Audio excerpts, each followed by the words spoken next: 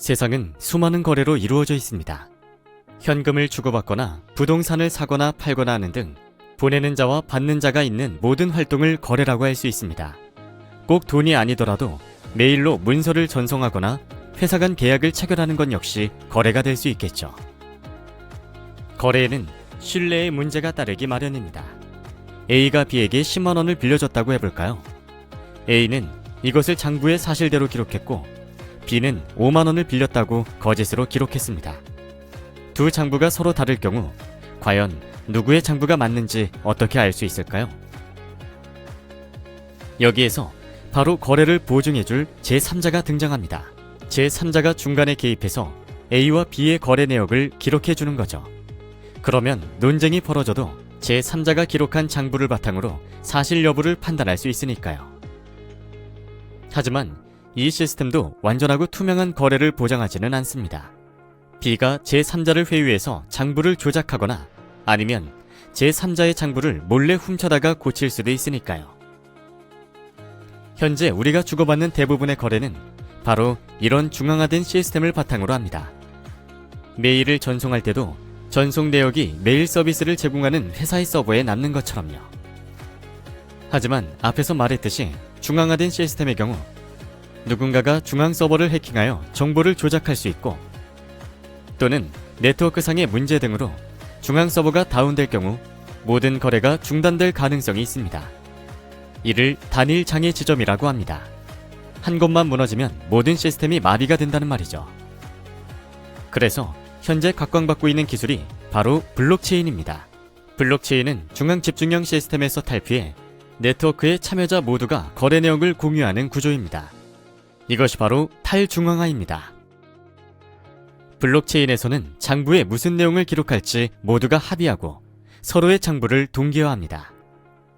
모두가 같은 장부를 공유하기 때문에 누군가 조작을 하려고 해도 이미 암호화되어 있는 저장된 거래를 바꾸려면 다시 참여자들의 동의를 받아야 합니다. 그래서 블록체인 상에서는 완전히 투명한 거래가 가능합니다. 하지만 네트워크 참여자가 늘어나고 거래가 빈번해지면 어떨까요?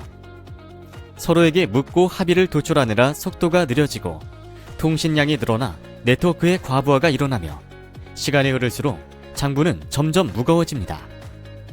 수요는 늘어나는데 처리 능력에는 한계가 있다 보니 딜레이가 발생할 수밖에 없습니다. 이것을 확장성의 문제라고 부릅니다. 이를 해결하기 위해 몇몇 블록체인은 속도를 높이는 데 주력했습니다. 예를 들어 의사결정에 참여하는 사람의 수를 제한하는 겁니다. 소수의 몇 명끼리만 통신을 주고받고 장부를 업데이트하면 되기 때문에 속도는 매우 빨라지겠죠. 하지만 절대 다수의 사람들은 의사결정에 참여하지 못하고 장부도 갖지 못하게 됩니다. 즉, 속도를 높이는 대신 블록체인의 특성인 탈중앙화를 약화시킨 거죠. 그런데 만약 의사결정자들끼리 서로 짜고 거래 장부를 조작한다면 어떨까요? 대표자들의 서버가 다운된다면요? 네트워크 참여자를 제한하면 제한할수록 담합, 해킹을 통한 조작, 네트워크 마비 등의 문제가 벌어질 가능성이 높아집니다. 이것이 바로 블록체인의 딜레마입니다. 탈중앙화로 가자고 하면 성능, 즉 확장성이 멀어지고 그렇다고 확장성으로 가자니 탈중앙화가 멀어지고 지금까지 나온 블록체인 프로젝트들은 기술적 딜레마에 부딪혀 둘 중 한 개를 선택해야만 했습니다. 그렇게 모두가 어쩔 수 없는 선택을 내릴 때 로커스 체인은 두 산 중에 하나를 오르는 대신 고도의 기술력으로 두 산을 메꿔 하나의 거대한 산을 만들어버렸습니다. 둘 사이의 간극을 메워 탈중앙화와 확장성을 동시에 확보한 것이죠. 어떻게 이것이 가능했을까요? 로커스 체인은 어카운트별로 관리가 가능한 AWTC 장부 구조에 BFT 합의를 구현하고 여기에 장부의 크기를 극도로 작게 유지하는 베리파이어블 프루닝 기술, 네트워크를 조각 단위로 쪼개는 다이나믹 샤닝 기술을 도입하여 탈중앙화와 확장성 간의 딜레마를 해결했습니다. 각 기술에 대한 내용은 차근차근 개별 영상을 제작해 설명해 드릴 테니 기대해 주세요. 보시다시피 로커스 체인은 모두가 장부를 공유하면서도 거래 처리가 빠르고 장부의 크기나 네트워크 사용량이 매우 적은 블록체인입니다. 그래서 누구나 모바일로도 로커스 체인을 구동할 수 있습니다. 이것이 중요한 이유는 단순히 기능적으로만 딜레마를 해결한 것이 아니라 누구나 네트워크에 참여할 수 있도록 사용성을 높였다는 데 있습니다.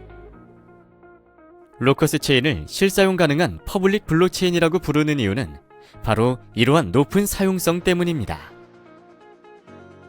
딜레마를 해결한 로커스 체인, 과연 어떻게 활용될 수 있을까요? 빅데이터를 기반으로 한 인공지능 IoT 기기를 한번 예로 들어볼까요?